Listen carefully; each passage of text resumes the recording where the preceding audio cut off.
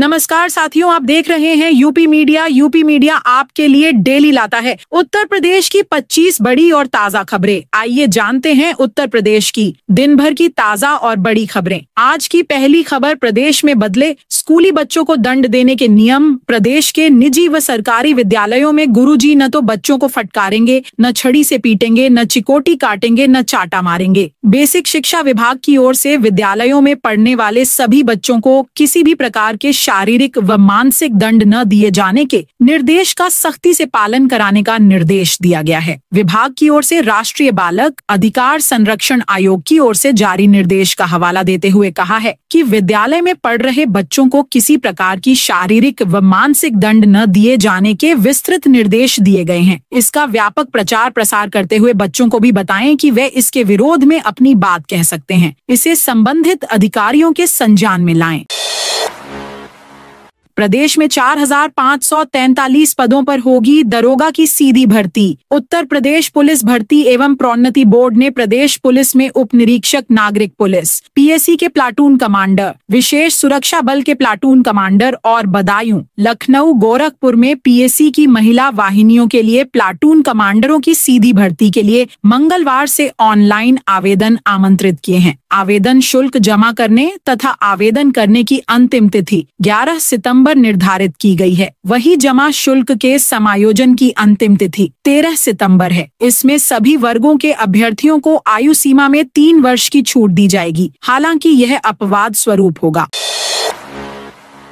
बच्चों की बल्ले बल्ले, कल से हो रही है 4 दिनों की छुट्टी। शिक्षा परिषद के विद्यालय में कल से लगातार 4 दिनों की छुट्टी मिल रही है। इसमें 15 अगस्त का अवकाश भी शामिल है। 15 अगस्त को सभी विद्यालयों में राष्ट्रीय ध्वज तिरंगा फहराया जाएगा। देश में राष्ट्रीय पर्व स्वतंत्रता दिवस मनाया जाएगा। प्रयागराज उत्तर प्रदेश बेसिक शिक्षा परिषद से जारी अवकाश तालिका से मिली जानकारी के अनुसार 14, 15, 16 अगस्त को विद्यालय बंद रहेंगे। 17 अगस्त रविवार होने के कारण छुट्टी रहेगी। इस प्रकार लगातार 4 दिनों की छुट्टी मिल रही है, जबकि अन्य सरकारी विभागों में 15 अगस्त से छुट्टी हो रही है, जो सोमवार 18 अगस्त को ही खुलेगा।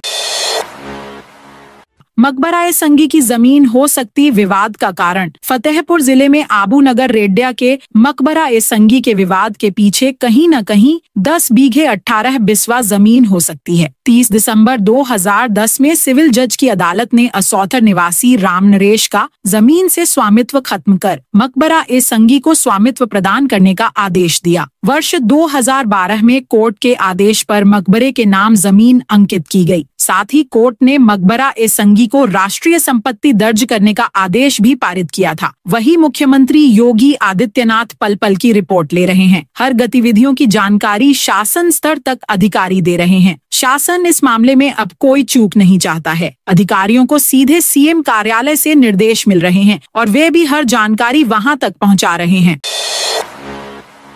सीएम योगी ने की तिरंगा यात्रा की शुरुआत। सीएम योगी आदित्यनाथ ने अपने आवास से तिरंगा यात्रा की शुरुआत की। इस मौके पर उन्होंने डिप्टी सीएम ब्रजेश पाठक और केशव मौर्य के साथ सेल्फी खींचकर कार्यक्रम की शुरुआत की। तिरंगा यात्रा निकलने के पहले सीएम योगी ने बच्चों के साथ सेल्फी ली। प्रदेश के 44 जिलों में आज भारी बरसात का अलर्ट जारी। उत्तर प्रदेश के तराई इलाकों में मानसूनी बारिश जारी है। बंगाल की खाड़ी में बने कम दबाव क्षेत्र और अरब सागर से आ रही नमी की वजह से मानसून में मजबूती आई है। मौसम विभाग की ओर से बुधवार को यूपी के पूर्वांचल और तराई के 15 जिलों में भारी बारिश का ऑरेंज अलर्ट जारी किया गया है। वहीं 29 अन्य जिलों में भारी बारिश का येलो अलर्ट है। 14 अगस्त यानी बृहस्पतिवार से पूर्वी यूपी में बारिश की तीव्रता घटेगी। हालांकि पश्चिमी यूपी में इसके बाद भी बारिश के आसार हैं। मंगलवार को पश्चिमी तराई के बिजनौर, मुजफ्फरनगर, सहारनपुर आदि में अच्छी बारिश हुई। यहाँ है भारी बारिश का ऑरेंज अलर्ट, जिसमें देवरिया, गोरखपुर, संत कबीर नगर, बस्ती, कुशीनगर, महाराजगंज, सिद्धार्थनगर, गोंडा, बलरामपुर, श्रावस्ती, बहराइच, लखीमपुर खीरी, सीतापुर, बरेली, पीलीभीत एवं आसपास के इलाकों में। मथुरा में होटल धर्मशाला बुक 60 लाख श्रद्धालुओं के आने की संभावना। मथुरा में श्री कृष्ण जन्माष्टमी को लेकर पुलिस प्रशासन की तैयारियां जोरों पर चल रही हैं। यातायात से लेकर भीड़ प्रबंधन तक हर इंतजाम पुख्ता होंगे। खुफिया एजेंसियों ने जन्माष्टमी के दिन 16 अगस्त को 55 से 60 लाख श्रद्धालुओं के आने की संभावना जताई है। दरअसल 3 दिन की लगातार छुट्टी होने से इस बार अधिक भक्तों के आने के आसार हैं।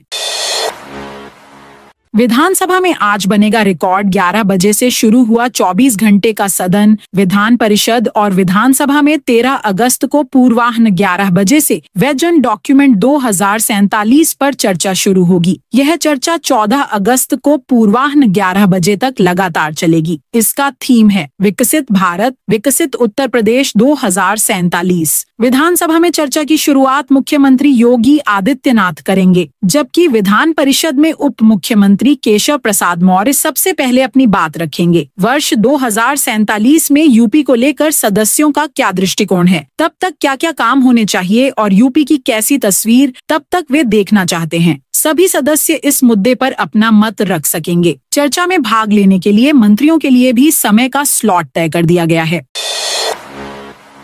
संभल में अब कब्रिस्तान पर चला बुलडोजर। संभल में एक बार फिर बुलडोजर गरजा है। सदर कोतवाली क्षेत्र के शेर खां सराय गांव में मंगलवार को प्रशासन ने बड़ी कार्रवाई करते हुए 3 बीघा से अधिक सरकारी भूमि को अवैध कब्जे से मुक्त कराया। इस सरकारी भूमि पर तारबंदी कर कब्रिस्तान बना लिया गया था। इससे इस भूमि का सार्वजनिक उपयोग नहीं हो पा रहा था। मामले में तहसीलदार संभल न्यायालय ने 9 जुलाई को कब्जा हटाने के आदेश जारी किए थे। आदेश के अनुपालन में एक विशेष समिति गठित की गई।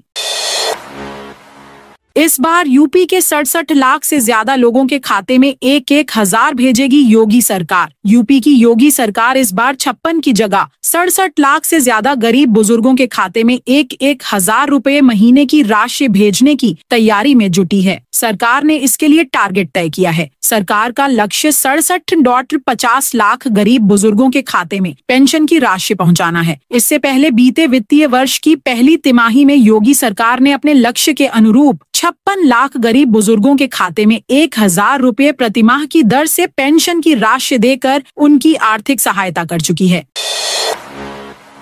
देशभक्ति का जुनून युवक ने शरीर पर गुदवाए 559 शहीदों और फ्रीडम फाइटर्स के नाम। देश पर कुर्बान होने वाले शहीदों को श्रद्धांजलि देने के लिए एक युवक ने देशभक्ति का जुनून दिखाया। युवक ने अपनी पीठ पर 1-2 नहीं बल्कि पूरे 559 शहीदों के नाम गुदवाए हैं। यही नहीं बल्कि कई महापुरुषों की तस्वीरें भी बनवाई हुई हैं। अभिषेक गौतम ने अपने शरीर पर कारगिल के अमर शहीद जवानों और पुलवामा में शहीद हुए जवानों के नाम गुदवाए हैं। इसके साथ ही अभिषेक गौतम ने देश के वीर महापुरुषों के टैटू भी बनवाए हैं। खूंखार कुत्तों का आतंक। 30 साल की युवती को नोच नोच कर मार डाला। यूपी के कुशीनगर से एक दिल दहला देने वाला मामला सामने आया है, जहां हाटा कोतवाली क्षेत्र स्थित अर्जुन डुमरी गांव में मंगलवार को खूंखार कुत्तों ने एक अर्ध विक्षिप्त युवती को नोचकर मार डाला। ग्रामीणों की सूचना पाकर पुलिस मौके पर पहुंची। कुत्ते युवती के शव को नोच रहे थे। पुलिस ने कुत्तों को भगाकर शव को कब्जे में लेकर पोस्टमार्टम के लिए भेज दिया। लखनऊ में फुल ड्रेस रिहर्सल हेलीकॉप्टर से पुष्प वर्षा। राजधानी लखनऊ में 15 अगस्त को विधानसभा और लोक भवन के बीच में होने वाले स्वतंत्रता दिवस समारोह को लेकर आज फुल ड्रेस रिहर्सल हुआ। उत्तर प्रदेश पुलिस के जवानों ने परेड की। स्कूली बच्चों ने विभिन्न राज्यों के सांस्कृतिक और लोक नृत्य को प्रस्तुत किया। देशभक्ति गीतों पर शानदार प्रस्तुति दी। हेलीकॉप्टर से पुष्प वर्षा की गई। कार्यक्रम में मंडलायुक्त डॉक्टर रोशन जैकब, जिलाधिकारी विशाख जी और नगर आयुक्त गौरव कुमार मौजूद रहे। अधिकारियों ने मुख्य समारोह की तैयारियों का जायजा लेकर अंतिम रूप दिया। संभल में सपा सांसद बर्क का घर तोड़ा जाएगा। 30 दिन का अल्टीमेटम दिया। संभल से समाजवादी पार्टी के सांसद जियाउर रहमान बर्क की मुश्किलें बढ़ गई हैं। उन पर बिना नक्शा पास कराए मकान निर्माण करने का आरोप साबित हो चुका है। इसके बाद एसडीएम की कोर्ट ने मंगलवार को कड़ा आदेश जारी किया। आदेश के मुताबिक सांसद बर्क के मकान के 1 मीटर गहराई और 14 मीटर लंबाई वाले हिस्से को अवैध मानते हुए हटाने का निर्देश दिया गया है। इस हिस्से को हटाने के लिए सांसद को 30 दिन का समय दिया गया है। अगर तय समय में अवैध निर्माण नहीं हटाया गया तो बुलडोजर से यह अवैध निर्माण गिराया जाएगा। साथ ही धारा 9 के तहत 1,35,000 का जुर्माना भी लगाया है। गोरखपुर में सपा के पोस्टर पर रवि किशन की फोटो। गोरखपुर के अंबेडकर चौक पर सपा नेता ने एक पोस्टर लगवाया है जिसमें सांसद रवि किशन की फोटो भी लगाई है, जो बुधवार सुबह से ही चर्चा का विषय बन गया है। सोशल मीडिया पर भी जमकर वायरल हो रही है। सपा के लाल हरे रंग में बने इस पोस्टर में बीजेपी सांसद अभिनेता रवि किशन की समोसे के साथ फोटो लगाई गई है। साथ ही सांसद रत्न मिलने की बधाई देने के साथ ही कार्यप्रणाली पर सवाल उठाते हुए कमेंट भी लिखा गया है। इसको लेकर सुबह से ही जगह जगह चर्चा हो रही है। सोशल मीडिया पर पोस्टर वायरल होने के बाद प्रशासन ने चौराहे पर लगा विवादित पोस्टर हटवा दिया है। लाल किले पर दिखेगा यूपी की लखपति दीदियों का उत्साह। स्वतंत्रता दिवस के मौके पर नई दिल्ली के ऐतिहासिक लाल किले पर आयोजित ध्वजारोहण समारोह में इस बार उत्तर प्रदेश की 14 चयनित लखपति दीदियां भी शामिल होंगी। ये महिलाएं राज्य के विभिन्न जनपदों से उत्तर प्रदेश राष्ट्रीय ग्रामीण आजीविका मिशन के तहत चयनित हुई हैं और अपने अपने क्षेत्र में महिला स्वावलंबन की मिसाल बनी है। सरकारी स्कूल और पंचायत की भूमि पर बने मकान दुकान टूटेंगे। संभल के तुर्तीपुर इलाहा में सरकारी स्कूल और पंचायत की जमीन पर बने अवैध निर्माण पर प्रशासन ने कार्रवाई शुरू कर दी है। तहसील प्रशासन ने 15 मकान और 25 दुकानों पर लाल निशान लगा दिए हैं। तहसीलदार धीरेन्द्र प्रताप सिंह के नेतृत्व में राजस्व टीम ने नक्शे के आधार पर सरकारी भूमि की पहचान की। प्रशासन 15 दिन का नोटिस जारी करेगा। जवाब मिलने के बाद आगे की कार्रवाई की जाएगी। स्थानीय निवासियों ने इस कार्रवाई का विरोध किया है। बुजुर्ग महिला मायावती ने बताया कि उनके परिवार की 3 पीढ़ियां यहीं गुजर चुकी हैं। उन्होंने कहा कि वे 70 से 80 साल से यहाँ रह रहे हैं और यह जमीन उनके पूर्वजों ने खरीदी थी। काशी में पूजा पंडालों में नहीं बनेगी गुफा। वाराणसी में दुर्गा पूजा और गणेश उत्सव मनाने वाली समितियां प्रवेश या निकास द्वार को गुफा की शक्ल नहीं देंगे। किसी तरह का हादसा होने पर श्रद्धालु इन गुफा नुमा प्रवेश निकास द्वार पर फंस सकते हैं। बीते दिनों आत्मा वीरेश्वर मंदिर में आरती के दौरान हुई अगलगी की घटना को देखते हुए जिला प्रशासन ने यह निर्णय लिया है। वाराणसी में दुर्गा पूजा और गणेश उत्सव के दौरान पंडाल का निर्माण करने वाली समितियों को फायर ब्रिगेड से इसके लिए एनओसी लेनी पड़ेगी। पूजा पंडालों में प्रवेश और निकास द्वार अलग अलग बनेगा ताकि श्रद्धालु फंसे नहीं। प्रवेश द्वार निकास द्वार की चौड़ाई कम से कम 5 मीटर होनी चाहिए। वाराणसी में अडानी ग्रुप लगाएगा इलेक्ट्रिक चार्जिंग स्टेशन। वाराणसी में इलेक्ट्रिक वाहनों के लिए पब्लिक प्लेस पर 3 चार्जिंग स्टेशन स्थापित किए जाएंगे। यह चार्जिंग स्टेशन अडानी ग्रुप तैयार करेगा। प्रथम चरण में 3 स्थानों को चयनित किया गया है। वाराणसी विकास प्राधिकरण से अडानी ग्रुप का चार्जिंग स्टेशन को लेकर जल्दी ही करार होगा। चार्जिंग स्टेशन को वीडी और अडानी ग्रुप के प्रतिनिधि के साथ फाइनल मीटिंग हो चुकी है।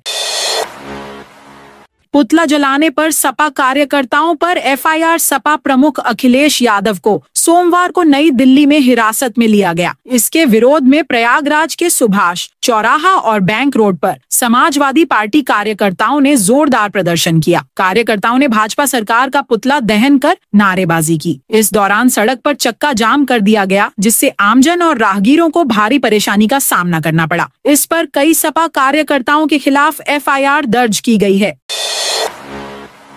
अमरोहा में आवारा कुत्तों का आतंक। 9 नगर निकायों में 4114 आवारा कुत्ते। अमरोहा जनपद की 9 नगर निकायों में 4114 आवारा कुत्तों का आतंक बढ़ता जा रहा है। रोजाना औसतन 150 आवारा कुत्ते अधिक लोग इनके हमलों का शिकार हो रहे हैं। सरकारी अस्पतालों में प्रतिमाह करीब 1500 मरीज कुत्ता काटने के मामलों में पहुंच रहे हैं। पिछले 4 वर्षों में कुत्तों के हमलों से 13 लोगों की जान जा चुकी है। इनमें से 10 घटनाएं अकेले हसनपुर क्षेत्र में हुई हैं। कई परिवारों ने अपने इकलौते बेटे या घर के मुखिया को खोया है।